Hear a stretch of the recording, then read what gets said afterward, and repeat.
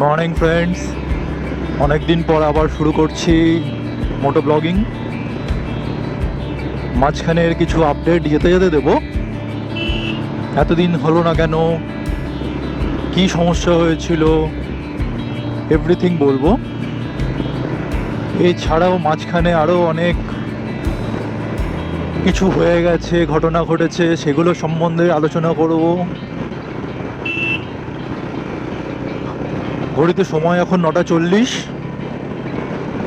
আর অন্যান্য বারের মতো আজকে শনিবার বেরিয়ে পড়েছি।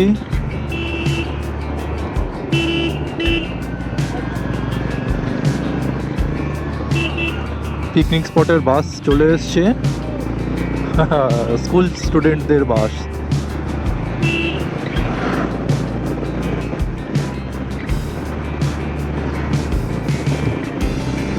আমার এই রাস্তাটাতে গাড়ি চালাতে খুব ভালো লাগে,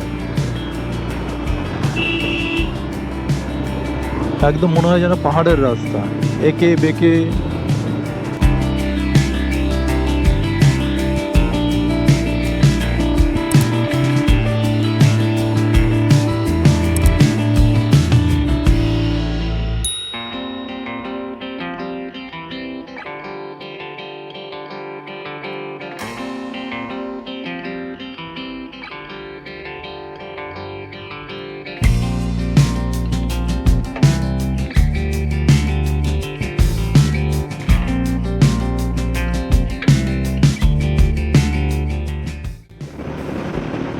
তো চলে এসেছি প্রায় বারাসাতের মুখে। দত্তপুকুর থেকে বেরিয়েই সোজা উঠে গেছি কৃষ্ণনগর রোডে। কৃষ্ণনগর রোডে বাইক চালানোর একটা মজা, বাট বাইক নয়, যে কোনো গাড়ি চালানোর একটা মজা আছে, বিকজ এই রাস্তাটা ইন জেনারেল ফাঁকা থাকে। তো 80-90 স্পিড তোলা এই রাস্তায় কোনো ব্যাপারই না। কিন্তু আমি চলে এসেছি বারাসাতের খুব কাছাকাছি, সেই কারণে একটু ভিড় দেখা যাচ্ছে এখন। অফ রোডে আসছে কোনো গাড়ি।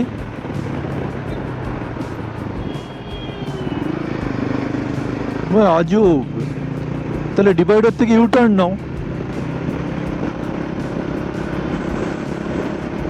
ভাই মাঝখানে মাঝখানে সিভিক পুলিশ দাঁড়িয়ে কি করে, মানে সিভিক পুলিশ না, এরা সিভিক ভলেন্টিয়ার ফোর্স।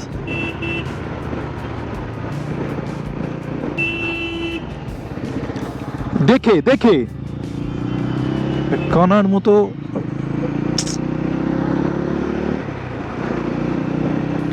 মানে রাস্তাটা হচ্ছে ওদের, আমরা ওখানে অবাঞ্ছিত। হঠাৎ করে বাইক সাইকেল নিয়ে ঘুরে গেল।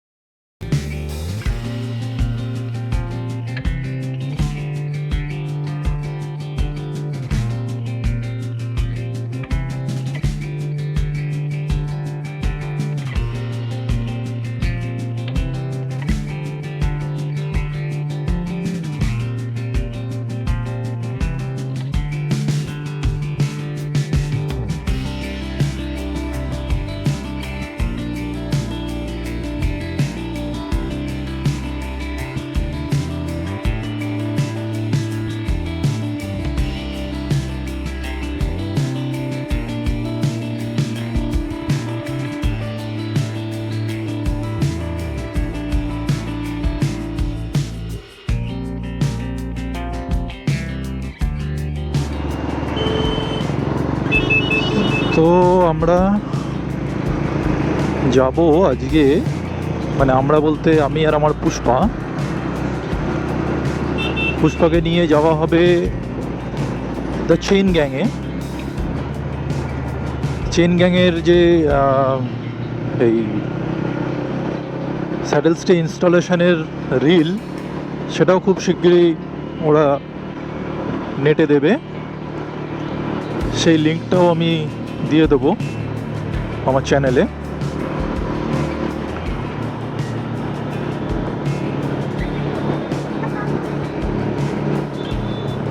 চেইন গ্যাং সম্বন্ধে একটা ছোট কথা বলবো, সেটা হচ্ছে খুব ভালো ওরা যে জিনিসটা ইনস্টল করছে আমি দেখেছি তার কোয়ালিটি খুব ভালো। ইভেন আমি ওয়েলিংটনেও গেছিলাম স্যাডেল স্টের ব্যাপারে দরদাম করতে বা দেখতে। ওরা যে ধরনের গেজের মেটেরিয়াল দিচ্ছে সেই গেজটা খুব পাতলা, মানে সরু গেজ। আমি সাইজটা বলতে পারবো না কারণ ওরা কেউ সাইজ ডিসক্লোজ করেনি, বাট আমি যেটা দেখেছি সামনে সেটা হচ্ছে খুবই সরু। এবং ওদের যে রঙটা করে দিচ্ছে সেটা হচ্ছে নর্মাল স্প্রে রঙ, মানে আপনি গেলে আপনাকে একদম 4-5 ঘন্টার মধ্যেই করে দিয়ে দেবে। কিন্তু চেইন গ্যাংয়ে গেলেও আপনি সেটা করতে পারবেন। আপনার যদি মনে হয় আপনি খুব দূরে থাকেন, আপনি দ্বিতীয়বার আসতে পারবেন না, সেক্ষেত্রে আপনি একেবারে গিয়ে মালটাকে রেডি করে ওরা স্প্রে কালার করে দেবে প্রাইমার দিয়ে। অবভিয়াসলি আমি জিজ্ঞেস করেছিলাম, তো প্রাইমার দিয়ে ওরা স্প্রে করে দেবে, আপনি সেটা নিয়ে চলে আসলেন, ব্যাস।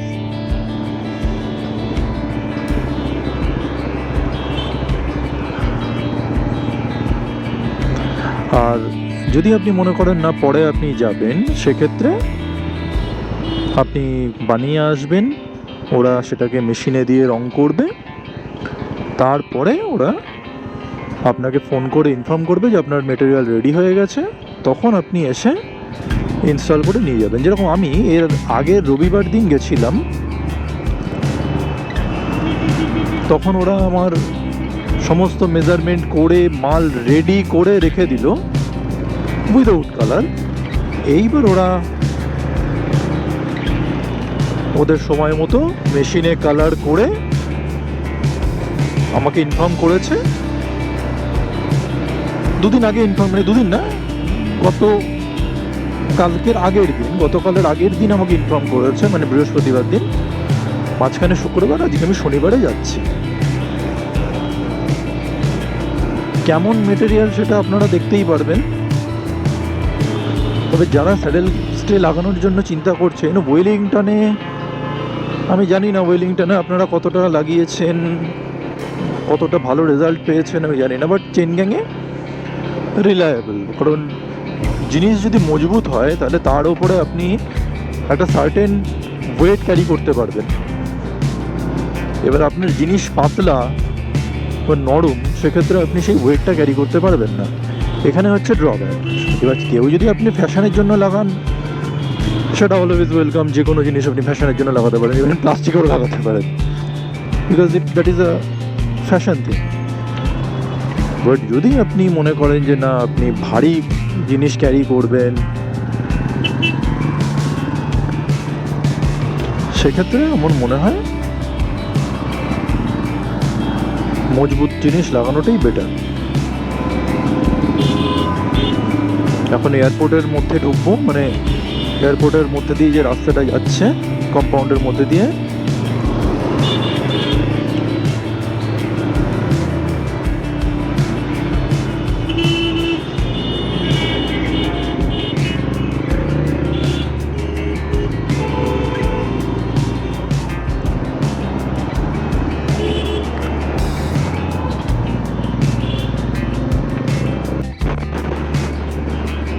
চলে এসছি লেক টাউন।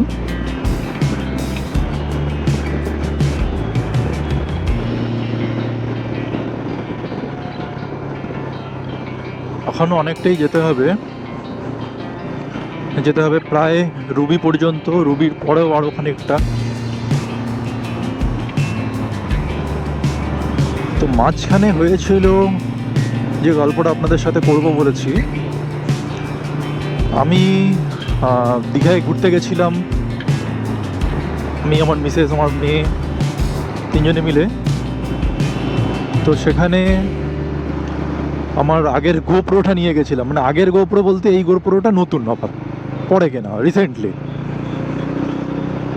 আমার আগে যে গোপ্রোটা ছিল সেটাকে নিয়ে গেছিলাম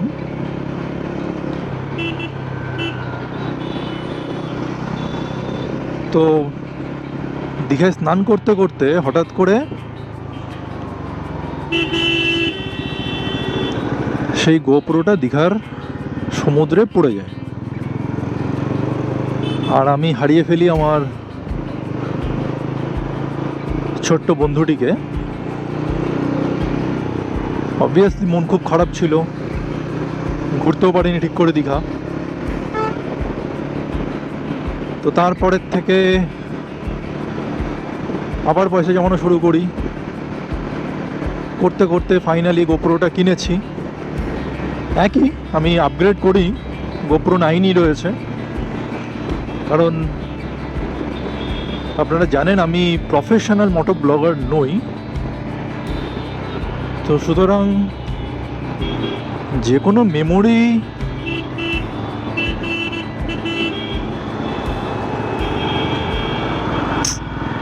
কীভাবে মানে এরা অসহ্য। মেমোরি ঠিক রাখার জন্য এই হিরো 9ই এনাফ, সেই কারণে আর 11 বা 12-এ আপগ্রেড করার দিকে যায়নি।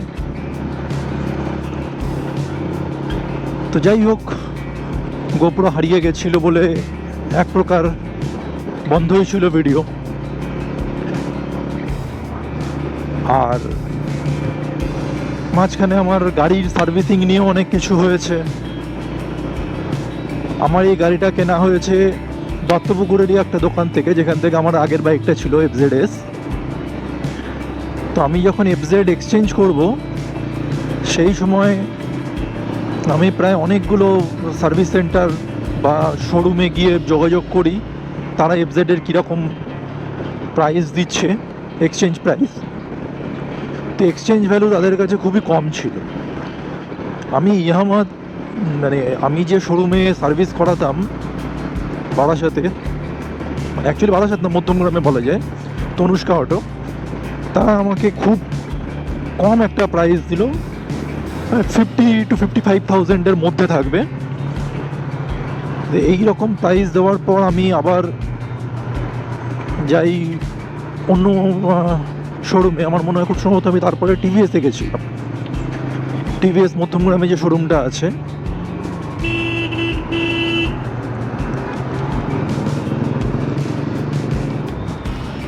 সেখানে তারা প্রাইস দিল প্রায় 60 মতো। তো আমি ভাবলাম ঠিক আছে, চলো 50 থেকে 60 বেটার।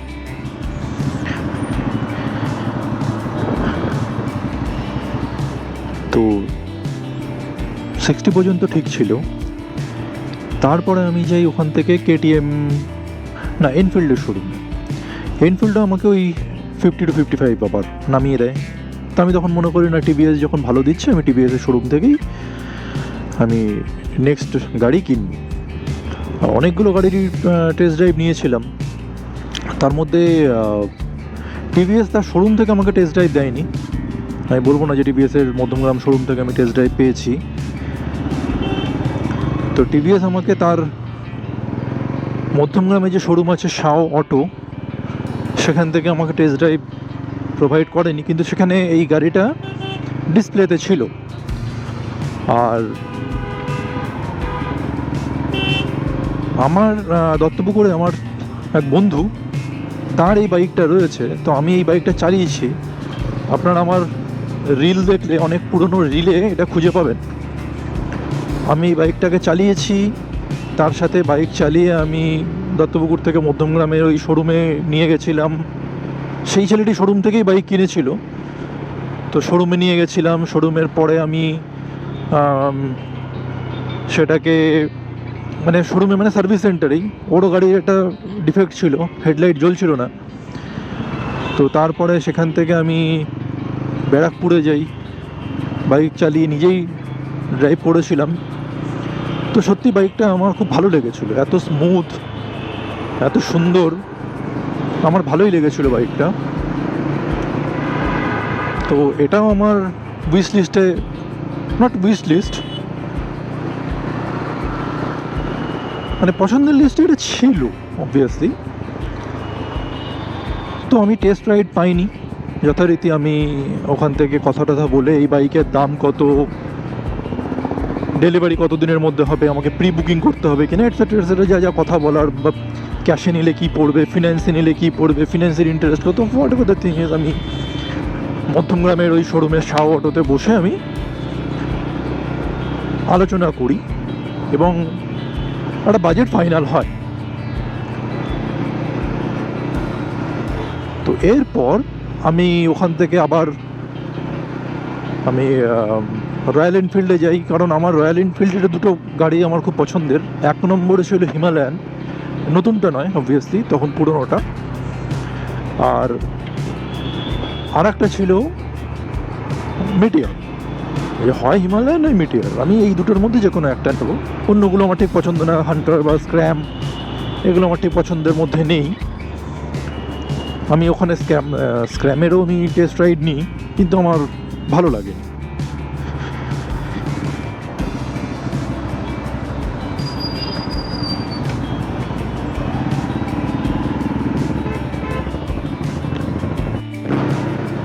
তো যেটা বলছিলাম, তো এরপরে আমি স্ক্র্যামেরও টেস্ট রাইড নিয়েছি, কিন্তু আমার একদমই পছন্দ হয়নি।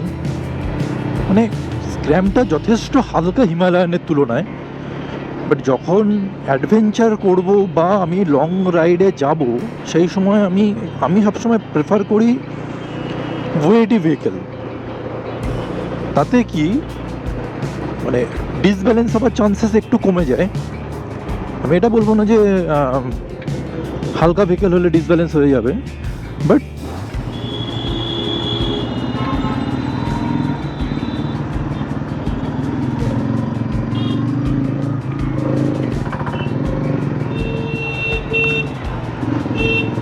আমি প্রেফার করি না। তো সেই কারণে আমি স্ক্র্যাম একদমই নাই করে দিয়েছিলাম। কিন্তু আমাকে যাই কিনতে হোক না কেন, আমাকে আগে দেখতে হবে যে আমি যে গাড়িটা মানে রিসেল করব সেইটার ভ্যালু আছে কিনা, এক্সচেঞ্জ ভ্যালু আছে কিনা, কে দিচ্ছে। তো সমস্ত শোরুমেই এখন আমি জানি না যে তারা কত পাচ্ছে, কারণ তারা ডেফিনেটলি গাড়ি কেনে না। আমি যদি রয়্যাল এনফিল্ডের শোরুমে আমার ইয়ামা FZS দিই, তারা ডেফিনেটলি ওই গাড়িতে বিক্রি করবে না। তো তারা কত পাচ্ছে আমি জানি না। আর নতুন গাড়ির শোরুমে কখনো পুরনো গাড়ি ওরা সেল করে না, তার জন্য আলাদা শোরুম আছে, আলাদা ভেন্ডার আছে, তারা কেনে। এখন ওরা কত কি পাচ্ছে তার কোনো আইডিয়া আমার কাছে নেই, কিন্তু ওরা আমাকে যেটা দিচ্ছে সেটুকুনি আমি শুনছি।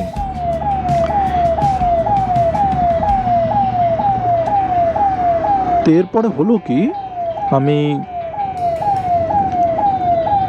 KTM-এ আর যাইনি এই গাড়ির রিসেলের ব্যাপারে। আমি এই সমস্ত শোরুমগুলো ঘুরে আমি দত্তপুকুরে পৌঁছে যাই। তো দত্তপুকুর আমি যেখান থেকে আমার FZ-টা কিনেছিলাম, সেখানে আমি ওদেরকে জিজ্ঞেস করি যে FZ-এর কীরকম প্রাইস দেবে তুমি আমি এটাকে সেল করলে। ওরা আমার সমস্ত ডিটেলস কাগজপত্র দেখে ওরা আমাকে বলে 70,000 টাকা। তো ব্যাস সেইটাই হচ্ছে বেস্ট, 70,000। আমি 70,000-এর গাড়ি ওদেরকে সেল করি। আর তখন আমি ওখানে এই গাড়িটার প্রাইস জিজ্ঞেস করি, মানে রনিনের। তো রনিনে ওরা তখন বলে যে ওরা আমাকে একটা ডিল দেবে। সেই ডিলটা আমি দেখছি যে আমি যদি TVS-এর অথরাইজ শোরুম থেকে কিনতাম, সেখানে আমার 4,000 টাকা বেশি পড়ত। আমি first of all better deal পাচ্ছি ওখানে আমার নতুন গাড়িতে, প্লাস আরও বেটার ডিল পাচ্ছি আমি আমার পুরোনো গাড়ি রিসেলে। তো দেখি আমার প্রফিট। তো তখন আমি আমাদের দত্তপুকুরের শোরুমে জিজ্ঞেস করি এই গাড়ির প্রাইস কীরকম। তো আমাকে প্রায় 4,000 টাকা বেটার ডিল দেয় TVS-এর শোরুম থেকে। তো অবভিয়াস রিজন আমি ওখান থেকে গাড়ি নেব। তো গাড়ি আমি ওখানে নিয়ে নিই। আমার আগে তো TVS শোরুমের সাথে সমস্ত কথা ছিলই। আরে ভাই,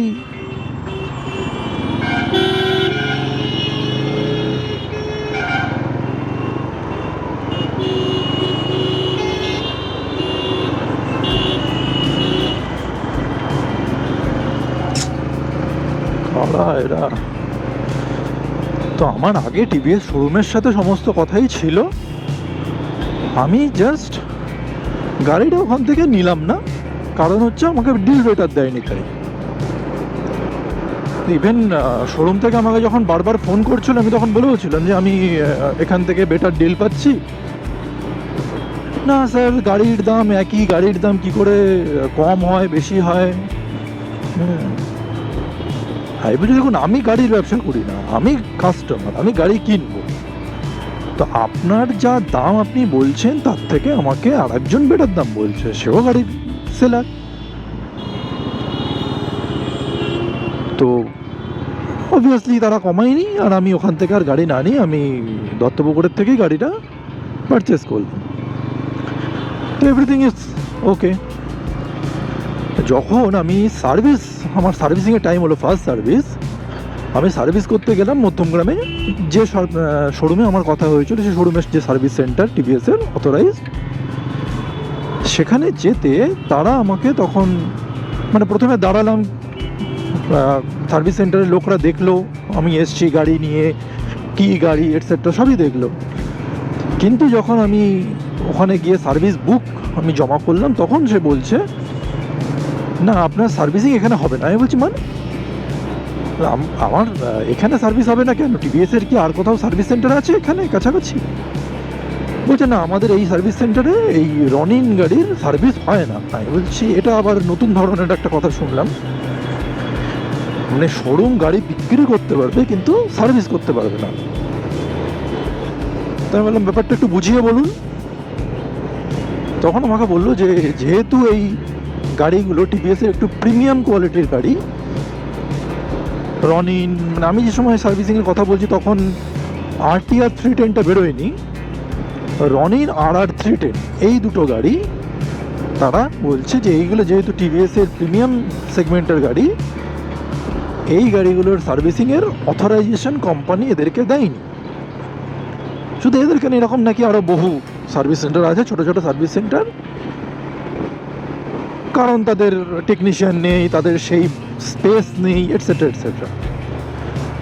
তো আমি তখন একটাই কথা বললাম, না না ঠিক আছে, হতেই পারে, সেটা তো হন্ডাও আছে, সে তার স্মল উইংয়ে গুড উইং মানে বিগ উইংসের কোনো বাইক ইয়ে করে না, সার্ভিস করে না। নট অনলি সার্ভিস, তারা সেলও করতে পারবে না। তাহলে যখন আমি কোনো জায়গার থেকে গাড়ি কিনছি তখন আমাদের বিশ্বাস এইটাই থাকে যে হ্যাঁ আমি এখান থেকে এবার সার্ভিসিংটা পাবো। তা সেটাই যদি না হয় তাহলে কি করে হলো? আমি গাড়ি যদি আমি ওখান থেকে কিনতাম, আমাকে তো ওরা যদি এই ডিলটায় এরা এগ্রি করতো, তাহলে আমি ডেফিনেটলি ওখান থেকেই গাড়ি কিনতাম। এবার গাড়ি কেনার পর তারা তখন বলতো না এখানে সার্ভিস হয় না, মানে তার আগে পর্যন্ত তো কোনো কথা বলেনি। আমার গাড়ি শুধু ওদের কাছ থেকে আমি পেমেন্ট করে ডেলিভারি নেব, প্রি বুকিংয়ের কোনো ব্যাপার নেই। ওরাই বলে দিয়েছে যে হ্যাঁ গাড়ি আমাদের গোডাউনে রেডি আছে, আপনি আসবেন যেদিনকে, আপনি সেদিনকে গাড়ি নিয়ে চলে যাবেন, এই গাড়িটা ডিপোজিট করবেন, বা আপনি ডিপোজিট করলেন, আপনি বললেন পুরোটাই আপনি ক্যাশে নেবেন, আপনি এক্সচেঞ্জ করবেন না, what ever the thing is, আপনি পেমেন্ট করে আপনি গাড়ি ডেলিভারি নিতে পারবেন। তাহলে এই রকম কথা হয়ে যাওয়ার পর সে বলছে যে আমার এখানে সার্ভিস হয় না। তাহলে তুমি ভাই আগে বলো যে আমার এরকম গাড়ির সার্ভিস হয় না এখানে, আমি ডেফিনেটলি তাহলে হয় আমি গাড়ি নিতাম, জেনে নিতাম যে হ্যাঁ আমাকে দূরে সার্ভিস করাতে যেতে হবে, নাহলে আমি বলতাম না ঠিক আছে আমার একটু ইয়ে হচ্ছে, আমার যে টাকাটা ওখানে যাচ্ছে, আমি মানে দত্তপুকুরে যে জায়গায় আমাকে 70,000 আমার এফজেডের প্রাইস দিয়েছে, আমি ওখান থেকে আমি ওখানে গাড়ি দিয়ে দিতাম। ওরা আমাকে বলেছিল হ্যাঁ আপনি গাড়ি দিলে আমি আপনাকে ক্যাশও দিয়ে দেবো। আমি ওখান থেকে 70,000 নিয়ে আমি যে কোনো গাড়ি কিনতে পারতাম, আমাকে টিভিএসই কিনতে হবে এরকম কোনো ব্যাপার ছিল না। কারণ ডেফিনেটলি আমাকে এখন সার্ভিস করতে আসতে হয় চিনার পার্কে, আর এটা আসার জন্য একটা দিনের ব্যাপার। পুরো সকালবেলায় আমাকে আসতে হবে, সার্ভিস করিয়ে আমাকে গাড়ি নিয়ে ফিরতে হবে, তাও ওরা আবার সেম ডে ডেলিভারি দেয় না। আমাকে বলে দিল যে আপনি বাড়ি চলে যান, আমাকে বাড়ি চলে আসতে হবে, তাহলে চিনার পার্ক থেকে দত্তপুকুর যারা এই দিকটা জানেন তারা জানেন যে কতটা ডিস্টেন্স। আর একদম রাস্তার ওপরেও সার্ভিস সেন্টার না, যে প্রপার রাস্তার ওপরে সার্ভিস সেন্টার, ঠিক আছে গাড়ি পেয়ে যাব, বাস পেয়ে যাব। তো মানে এখানে সার্ভিসে দিতে আসা মানে আমার পুরোটা ডে ওয়েস্ট, এছাড়াও আরও অনেক ঝামেলা। তো সেই কারণে আমি আর মানে আমি কি করব অগত্যা, আমি বাড়ি চলে গেলাম গাড়ি নিয়ে, গিয়ে আমি কোম্পানিকে মেল করলাম। কোম্পানি তো কোম্পানি, মেলেরও রিপ্লাই নেই। মানে আপনি এখনও পর্যন্ত দেখবেন না যে মেলের কোনো প্রপার রিপ্লাই এসেছে। আমার গাড়ি সেকেন্ড সার্ভিসিং কমপ্লিট হয়ে গেল, আর গাড়ি চলে গেছে 3487 কিলোমিটার। মানে এখনও আমি সেই মেলের রিপ্লাই পাইনি, যেটা আমার 500 কিলোমিটার গাড়ি চলার পর মেল হয়েছিল। তা আমি মানে স্বাভাবিকভাবেই খুব রেগেছিলাম, এবং এই গাড়ির প্রতি আমার যে ভালোবাসাটা ছিল সেটা কমতে শুরু করে দিয়েছিল এই সমস্ত কারণের জন্য। কিন্তু হ্যাঁ, আমি একটা কথা বলবো যে গাড়িটা চালিয়ে আমি খুব স্যাটিসফাইড। গাড়ির মাইলেজ খুব ভালো, গাড়ির টর্ক খুব ভালো। অবভিয়াসলি আমি রয়্যাল এনফিল্ডের সাথে তুলনা করে পারবো না, বাট তবুও আমি খুব ভালো মানে এনজয় করি এই গাড়ির রাইডটা। তা সমস্ত কিছুর পর এবার যদি আমি সার্ভিসিংয়ের পয়েন্টে আসি, মধ্যমগ্রামের সার্ভিস সেন্টারের যে বিহেভিয়ার ছিল সেটা খুব খারাপ ছিল। আমি মধ্যমগ্রামের শোরুমে যখন কথা বললাম, যে সেলস পারসন ছিল তার সাথে কথা বললাম, সে আমাকে তখন বলছে যে না, গাড়িটা সেল করা হচ্ছে আমাদের ব্যাপার, আপনি গাড়ি কি করবেন, কোথায় যাবেন সেটা নিয়ে আমি দেখব না, গাড়ি বেচে দেওয়ার পর আমার কোনো রেসপন্সিবিলিটি নেই, আমি হচ্ছে সেলস পারসন। মানে এইটা একদম মানে এই ওয়ার্ডটাই বলেছিল।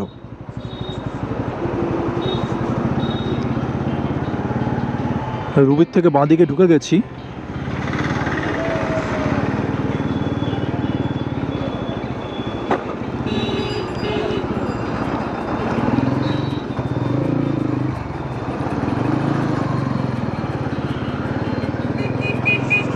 তো এই কথাটাই আমাকে বলেছিল যে আমি গাড়ি সেল করার পর আমার আর কোনো রেসপন্সিবিলিটি নেই।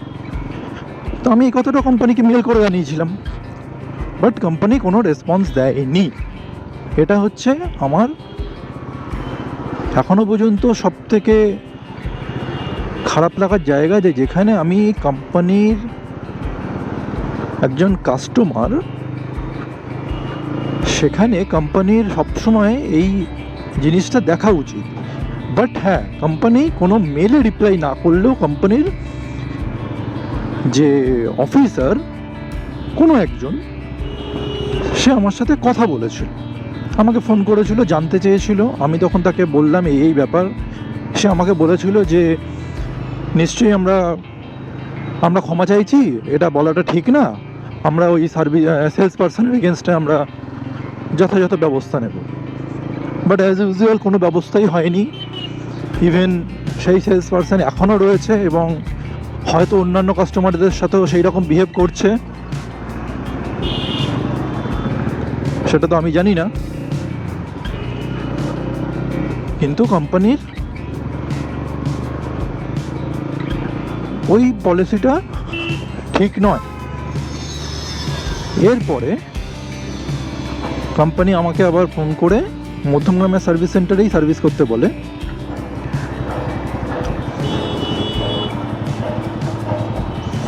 এবং আমি মধ্যমগ্রামে গিয়ে সার্ভিস করাই।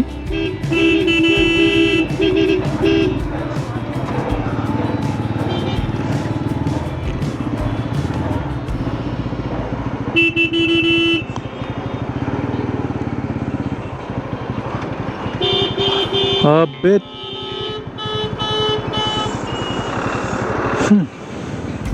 কারা ভাই। তো সার্ভিস করানোর পর আমার যেটা প্রবলেম হলো সেটা হচ্ছে আমার যে হেডলাইট সেটার মধ্যে জল ঢুকে গেল।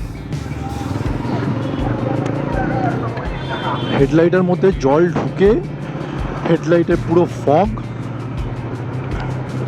হেডলাইট জ্বালালে হেডলাইট বন্ধ হয়ে যায়।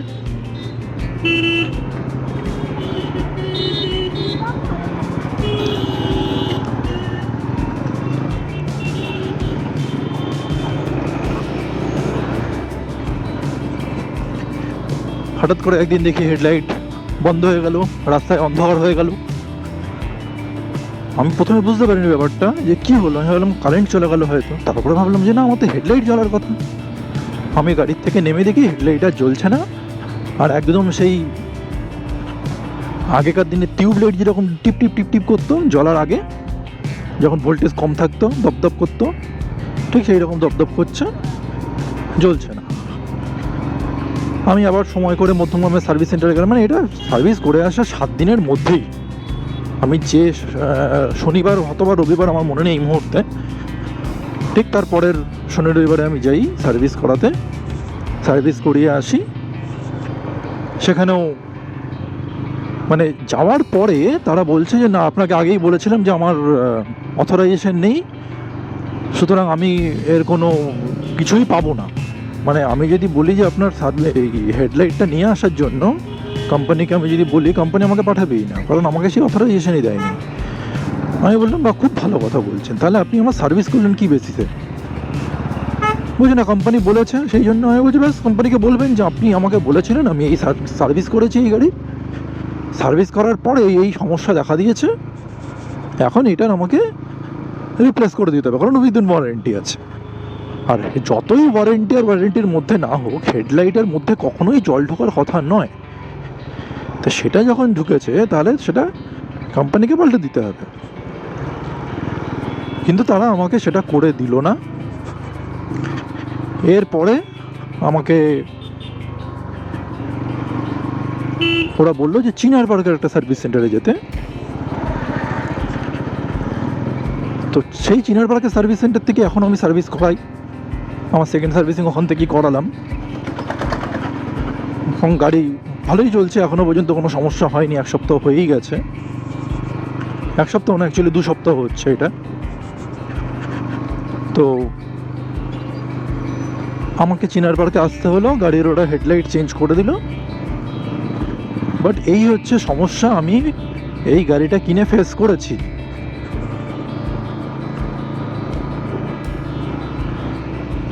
তো যারা যারা মধ্যমগ্রাম বা তার আশেপাশে আবার এই গাড়িটা কিনবেন ভাবছেন, ভালো করে সার্ভিস সেন্টারে কথা বলে নেবেন, শোরুমে কথা বলে নেবেন, তারপরে গিয়ে এই গাড়ি কিনবেন, কারণ নাহলে আপনাকেও এইরকম প্রবলেম ফেস করতে হতে পারে।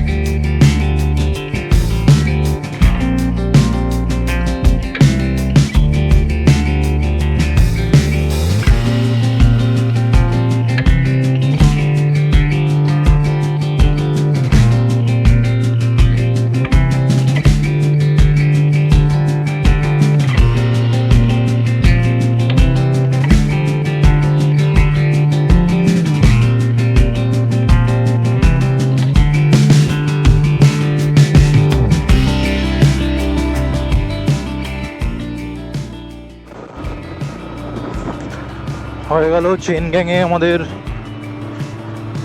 পুষ্পার নতুন জিনিস।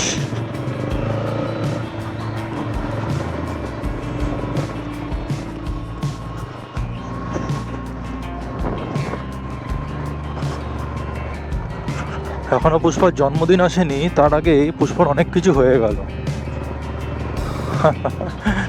এরপরে আমাদের একটা লম্বা ট্রিপ আছে মার্চে, যার জন্য এই সমস্ত জিনিসগুলো ইনস্টল করা বা এই খরচা করা। মার্চে একটা বড় ট্রিপ হচ্ছে আমাদের।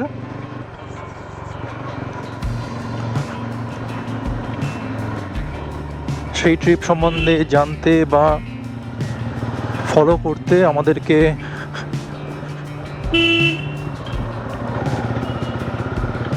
ফলো করুন,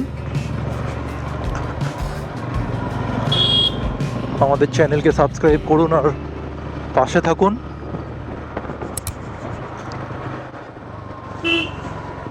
এর মাঝখানে আরও একটা ট্রিপ হয়েছিল, সেই ট্রিপের ভিডিওটা এখনও আসেনি,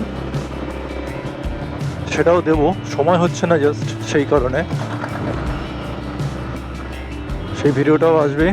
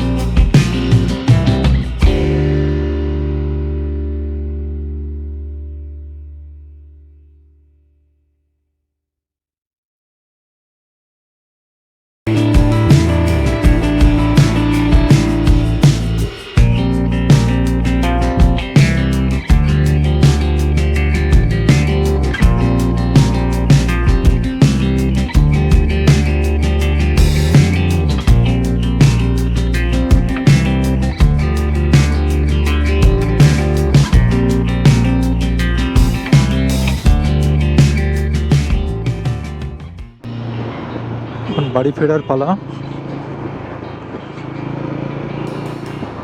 লেক টাউনে আবার পৌঁছে গেছি।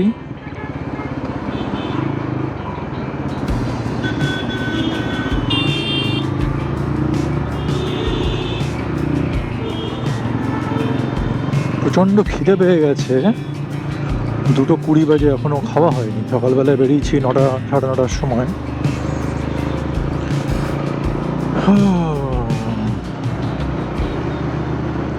দেখি মধ্যমগ্রামে গিয়ে কিছু খাওয়া যায়।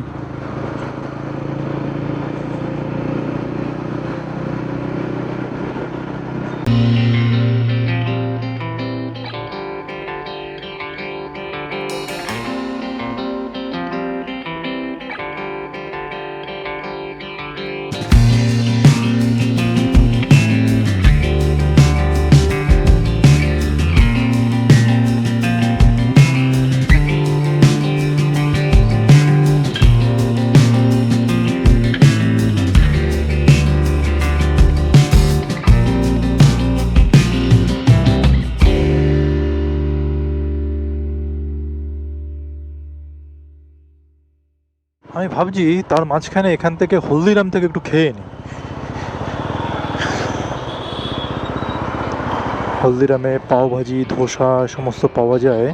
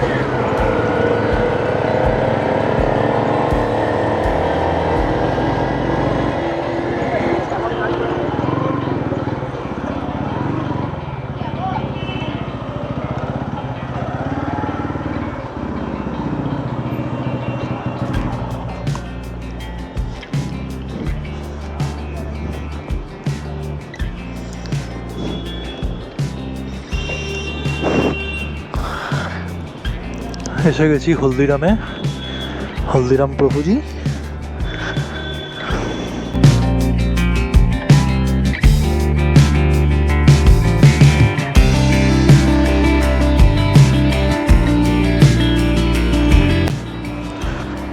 হলদিরামে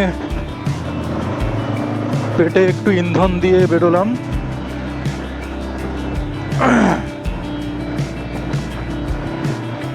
প্রচণ্ড খিদে লেগেছিল, প্রচণ্ড, আর মানে পারা যাচ্ছিল না। তো অর্ডার করলাম একটা বাটার মশলা ধোসা, খেয়ে নিলাম।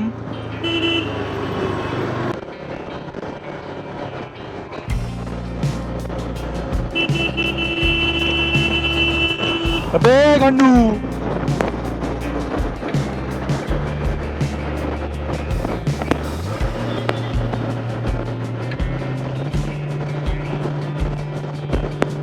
গান্ডুর মতো গাড়ি চালাচ্ছে,